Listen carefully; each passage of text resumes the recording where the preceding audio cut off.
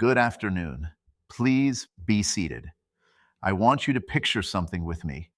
It is a Tuesday evening in October 1995, and I am sitting in my office at Columbia University, staring at a blank page. Not a blank screen. This is before we all became slaves to the computer, but an actual sheet of paper, white and reproachful in the lamplight. Somewhere in New York, in a gallery I visited 3 days ago, there hangs a painting that has haunted me. I can see it perfectly in my mind. The way the light falls across the canvas, the peculiar thickness of the paint in one corner, the way a single brushstroke seems to contain an entire human gesture. And I must find words, not just any words, but the right words to make you see it too. This is the terror I am describing, the terror of the art critic. You may think writing about paintings is a pleasant occupation, a matter of cultured observation and elegant phrasing. Perhaps you imagine me strolling through galleries, notebook in hand, jotting down refined thoughts. I assure you, that is not what it feels like from the inside. What it feels like is standing before something that exists beyond language, pure visual experience, pure sensation, and being asked to translate it into sentences. It is like trying to describe music using only geometry, or worse, trying to describe silence. Let me tell you how I came to this impossible task. In 1995, the New Yorker offered me something both thrilling and terrifying: the position of art critic. The New Yorker. Do you understand what that meant? This was not some academic journal where imprecision might be forgiven, where jargon could provide camouflage. This was a magazine read by hundreds of thousands of sophisticated readers who expected, no, demanded, writing of crystalline clarity and genuine insight. Every few weeks, I would have to produce an essay that honored the art, served the reader, and met the standards of one of the most demanding publications in America. And I was already a professor at Columbia, with courses to teach and students to advise and research projects pulling at my attention. I was writing a book. I had a life. But how could I refuse? The chance to write regularly about paintings, to force myself into that intimate struggle with visual experience, it was irresistible. The first column was agony. I remember standing in front of the painting I had chosen to write about. I will not tell you which one, not yet, and feeling utterly inadequate. The painting was right there, complete and perfect and irreducible. It needed nothing from me. It needed nothing from words at all. Paint had already said everything that needed saying. Who was I to intervene? What could my sentences possibly add? But the deadline was approaching. The New Yorker does not care about your existential crises. The magazine appears on schedule, whether you have solved the mystery of ekphrasis or not. So I began to write. And what I discovered, slowly, painfully, over weeks and months, was something I had not expected. I discovered that the impossibility was the point. Let me explain what I mean. When you write about a painting, you are not trying to replace the painting. You cannot replace it. No arrangement of words, however beautiful, can substitute for the actual experience of standing before a canvas and letting your eye travel across its surface. That is not the goal. The goal is something different, something more modest and yet more ambitious. The goal is to create a parallel experience in language. Watch what happens when I describe that painting now. I will not name the artist yet. Just listen. The canvas is large, perhaps 6 feet tall, and dominated by a single figure in the foreground. The background is almost entirely dark, not black, but a kind of warm, breathing darkness, as if the shadows themselves were alive. And in this darkness, one figure emerges, painted with such thick impasto that you can see the individual strokes, the places where the brush pressed hard and the places where it barely touched.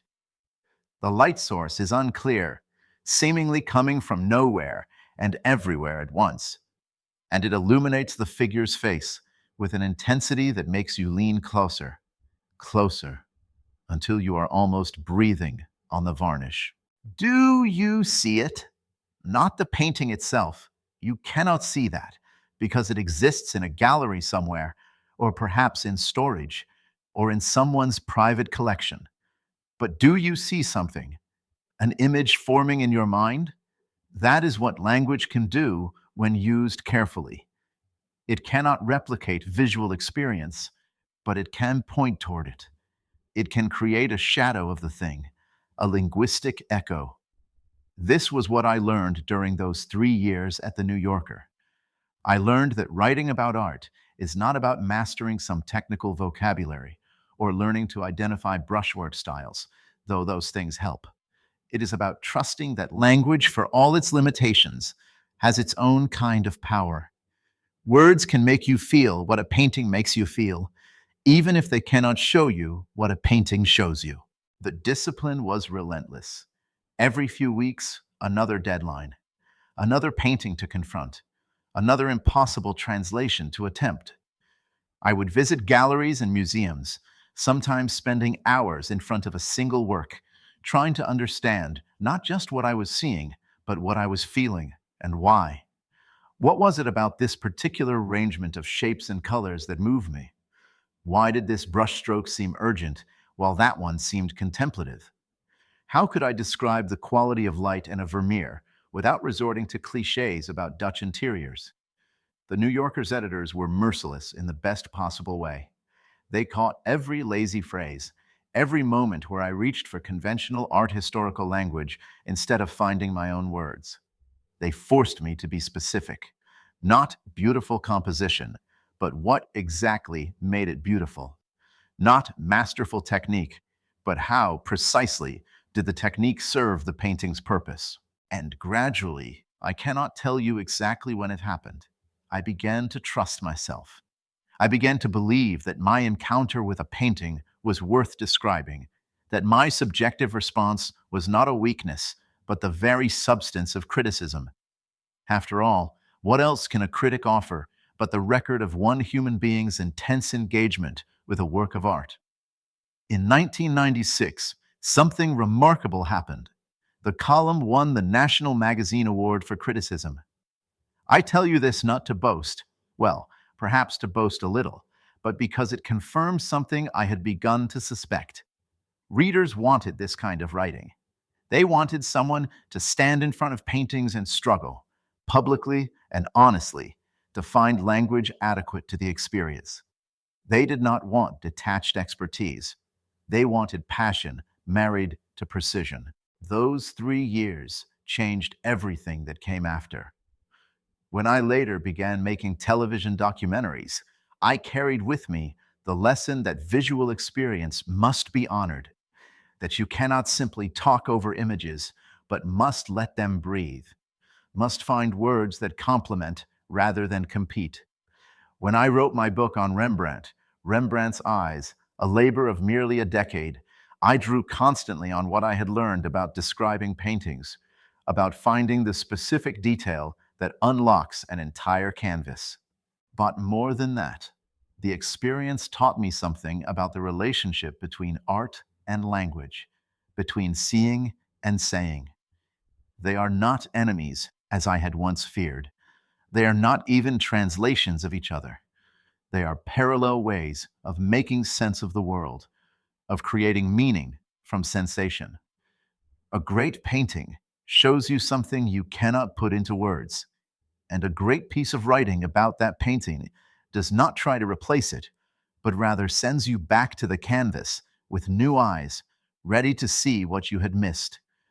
I think of those Tuesday evenings now, the blank page, the looming deadline, the painting haunting my memory, and I feel a kind of gratitude for the terror, because it forced me to reach beyond what I knew, to trust language even when it seemed inadequate, to believe that the attempt itself was worthwhile. The painting I described earlier, it was a Rembrandt self-portrait, and if you go look at it now, you will see something I could never fully capture in words.